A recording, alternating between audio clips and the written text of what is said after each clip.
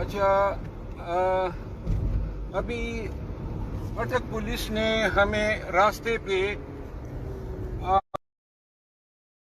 کی کوشش کی ہے اور یہ ہمارے پیچھے بھاگ رہے ہیں اور ہم جی ٹی روڈ پہ اسلام آباد کی طرف گامزن ہیں.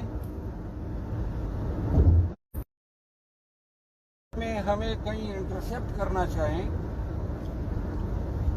تو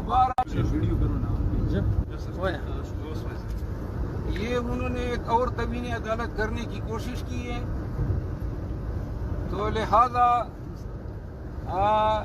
یہ گرفتاری پوری لوگوں کو آگاہ کرنا چاہتا ہوں کہ یہ فسطائیت کر رہے ہیں وکلاء کے ساتھ، خان کے وکیلوں کے ساتھ، اور آپ سب آگاہ ہو. میں اپنے قبیلے کو کہنا چاہتا ہوں، ڈی پی او اٹک ڈاکٹر غیاث، اگر مجھے کچھ ہوتا ہے تو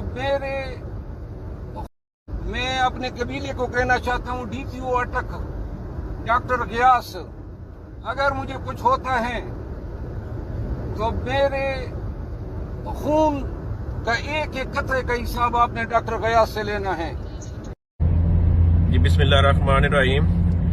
آج ہم بشرا بیگم کے ساتھ میں عمیر نیازی صاحب اور گاندھی صاحب، شبیر گاندھی صاحب، ہم اٹک آئے تھے ملاقات کے لیے. بشرا بیگم کو ملاقات کی اجازت مل گئی تھی، لیکن ہم نے اسلام آباد ہائی کورٹ کا آرڈر بھی دکھایا اور وکلا کو اجازت نہیں ملی. اور جو خان صاحب کے ساتھ ملاقات کی ڈیٹیل ہے وہ برسٹر عمیر نیازی صاحب ہیں، وہ بتائیں گے. جی نیازی صاحب. السلام علیکم. بنیادی طور پہ آج صبح کا دن آغاز ہم نے اکاؤنٹیبلٹی کورٹ سے کیا تھا. اکاؤنٹیبلٹی کورٹ میں خان صاحب کی بیلیں لگی ہوئی تھیں اور بشرا بیگم کی بھی لگی ہوئی تھی. وہ تقریباً ہم نے 12:30 بجے تک ادھر سے بکتا کے ادھر پہنچ گئے تھے، کیونکہ اسی دوران سپرنٹینڈنٹ صاحب کا فون آ گیا تھا کہ جی 1:30 بجے آ جائیں ملاقات کے لیے.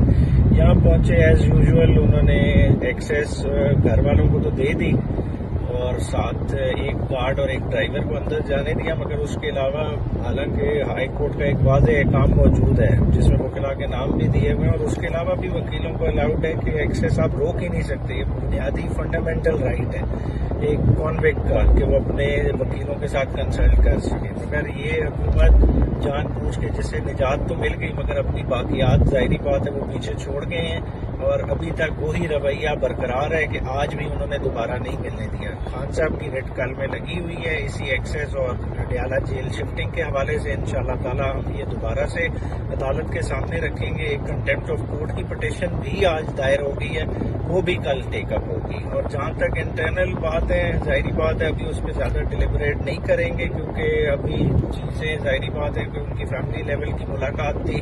کچھ چیزیں ہوتی ہیں جو باہر ڈسکس کرنے والی نہیں ہوتی. انشاءاللہ تعالی آگے آپ کو ان چیزوں سے آگاہ کریں گے. شکریہ.